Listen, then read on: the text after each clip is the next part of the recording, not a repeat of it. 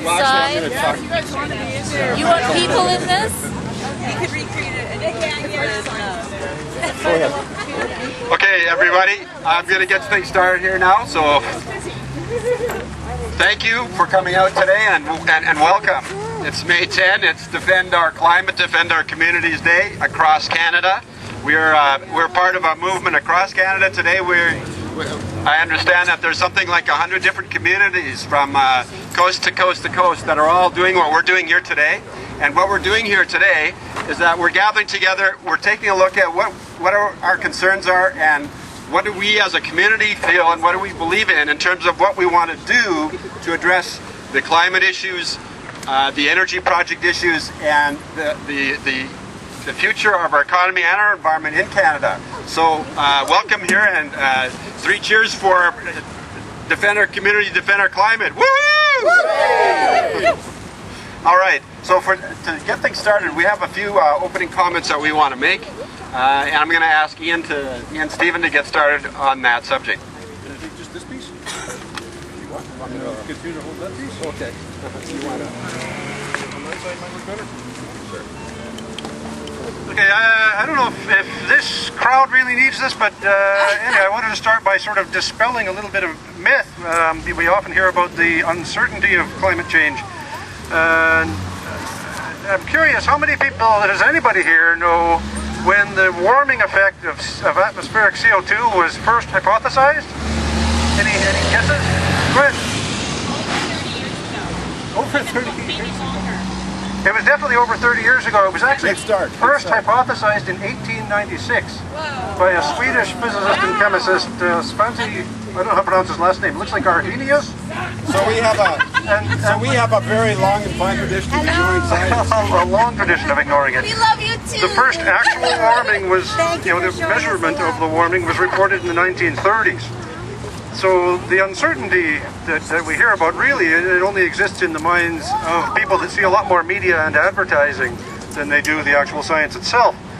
And when you're considering that, who has budget to lobby government? Science or oil? And who has budget for advertising? Science or oil? I know this morning I was getting ready to come here, I opened my browser to Songza to play some music online, and right at the top of the page there was an Enbridge Northern Gateway ad. They're everywhere. Anybody else see those? And who's had their budgets cut recently, oil or science? So, but for purposes today, let's assume that the enviros are all crazy, and let's assume that the scientists are all conspiring, and that climate change is a hoax.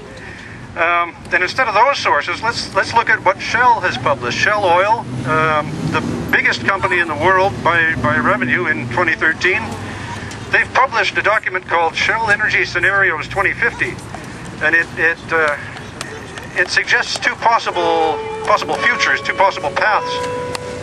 It states that by 2015, growth in production of easily accessible oil and gas will not match the projected rate of demand growth. And even if it were possible for fossil fuels to maintain their current share of the energy mix and respond to increased demand, CO2 emissions would then be on a pathway that could severely threaten human well-being. Even with moderation of fossil fuel use and effective CO2 management, the path forward is still highly challenging. Remaining within desirable levels of CO2 concentration in the atmosphere will become increasingly difficult. In their worst scenario, they call it scramble, they say despite increasing protests by campaigners, that's us here today, alarm fatigue afflicts the general public. International discussion on climate change becomes bogged down in an ideological dialogue of the deaf between conflicting positions of rich industrialized countries versus poorer developing nations. A paralysis that allows emissions of atmospheric CO2 to grow relentlessly. That all should sound familiar to anyone that's been following the international talks on climate change currently.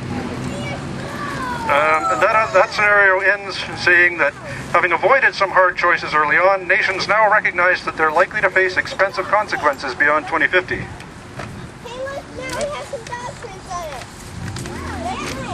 it. Their other scenario, which is a little better, they call it blueprint, starts with local and regional initiatives, that's us again, taking the lead and national governments following. And it says that as more consumers and investors realize that change can be attractive, fear of change is moderated, and ever more substantial actions become politically feasible.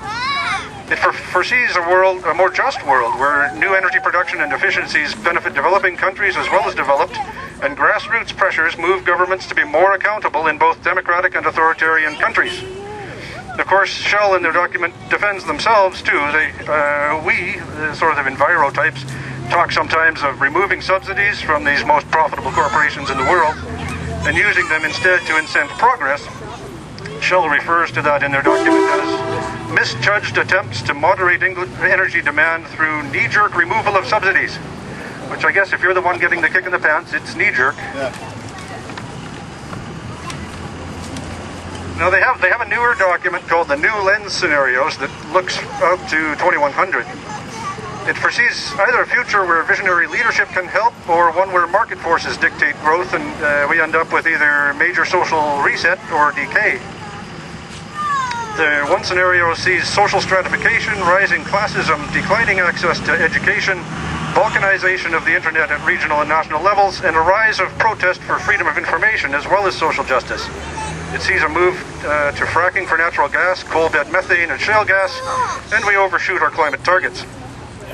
The other scenario sees institutional reforms, not always peaceful, in political, fiscal, and legal realms. The internet grows, and with it a global perspective and improved coordination in all fields. A shift in popular ideology toward intertwined fates, social cohesion increases, and with the rise of netizens, people power drives politics. There's a rise of NGOs and distrust of politicians and big business. Sorry, Gwen. There is a rise of solar power, but surprisingly to me, in this scenario, which sounds optimistic, they actually see that as possibly leading to worse climate outcomes. And they seem to think that authoritarian rule offers more potential for making big changes quickly.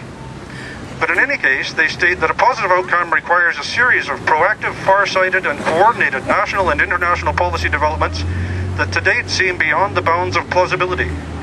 They predict that climate impacts will be felt most by the poor, with storms, droughts, rising food costs, significant damage to the ocean food chain from acidification, salination of major deltas from sea level rise, and mass migrations of human populations seeking food. You'd think it was Greenpeace talking, not an oil company.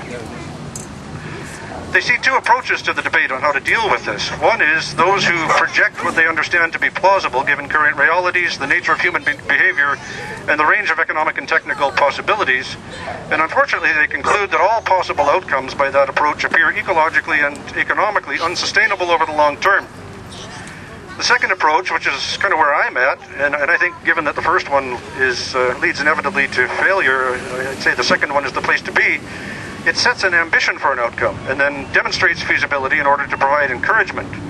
The flaw with that approach, according to Shell, is that it assumes a seismic shift in humanity's attitudes and lower energy consumption starting from today. They point out that the debate on climate change has been heavily contaminated by polarized and politicized ideologies. Hard choices are postponed, often for years, and the longer the delay, the greater the consequences.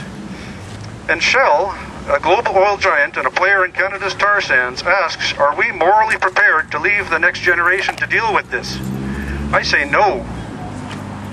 Thank you. No. Thanks, Ian.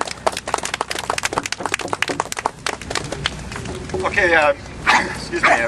Moving along, we have another comment. I'd like to ask Rochelle Perronier to share with us. Rochelle's a mother of 2 children here in Chilliwack, and is very on board the concerns that we have. You want to do the same thing? I'm here today because I am worried about Canada. Is that on? Is it? You gotta get push it up. There's a switch on the side there. Hello? That's it. Give her. I am here today because I am worried about Canada. Canada used to care. And yet now I'm watching in horror as our government dissembles our democracy and destroys our environment. They're trying to force us to invest our entire future in an energy source which will leave us dependent and ultimately destitute. And I think we can do better. Yeah. They're trying to tell us it's our only option for economic prosperity. But the truth is, it's a 30-year commitment to a dying energy source. The world is moving towards clean and sustainable energy, while Canada is planning on dramatically increasing their extraction and exportation of dirty fossil fuels. We can do better! We can look ahead and start investing our economic prosperity on the wave of the future.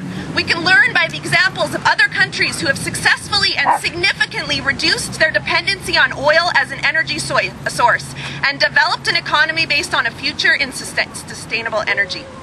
They tell us that it is safe, but the truth is between the desolation of our land with the tar sands, the impending threat of tankers on our coast, and the looming risk of bursting pipelines, we are walking on a tightrope and we will inevitably fall. We can do better! By starting to shift our focus on cleaner energy sources, we can lessen these risks over time and move towards a future where we preserve and protect the land we live on, rather than exploiting it. They tell us it will bring us jobs, so many jobs, jobs, jobs, jobs. But the truth is the boom of jobs is a facade, and the long-term job creation is minute. And it only lasts a minute. We can do better. Moving towards clean energy sourcing would create more long-term jobs and make way for an economy that was much more self-sustaining. They're trying to muffle our voices. They are actively avoiding issues like climate change. They are hiding and twisting data, and they are doing all of these things for one reason: profit. When they are finished desecrating our environment for their selfish gain, will we be left with nothing? A future filled with tankers, pipelines, and tar sands is not the future I want for my kids. We can do better. I am here today because I am worried about Canada. I am worried for the people of Canada. I am worried for the health of our environment, and I'm worried for myself, but most of all, I am worried for my children. Because we are the ones that are building the foundation for their futures, and I am scared of what we will leave them. We have to be their voices and stand up against our government about this now. Because as the Lorax says, unless someone like you cares a whole awful lot, nothing's going to get better. It's not.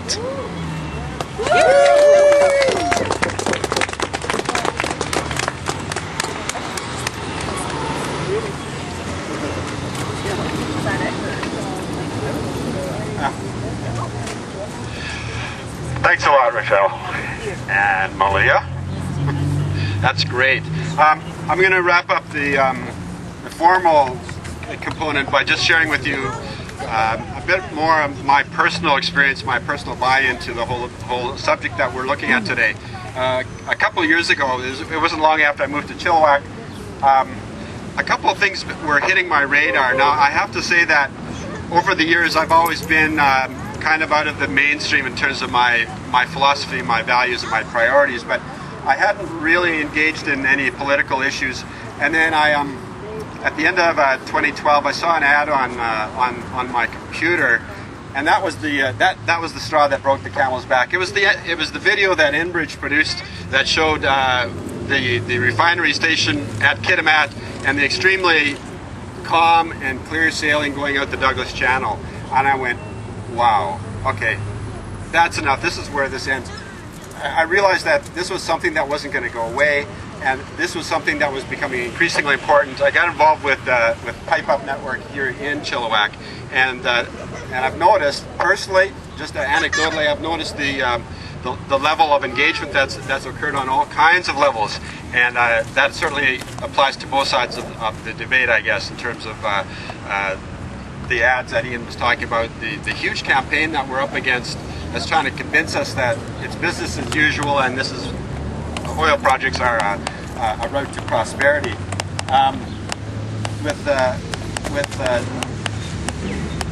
Pardon me. My involvement with the community groups like Pipe Up, I came to realize, though, that as concerning as the environmental issues are and were that I discovered in terms of the risks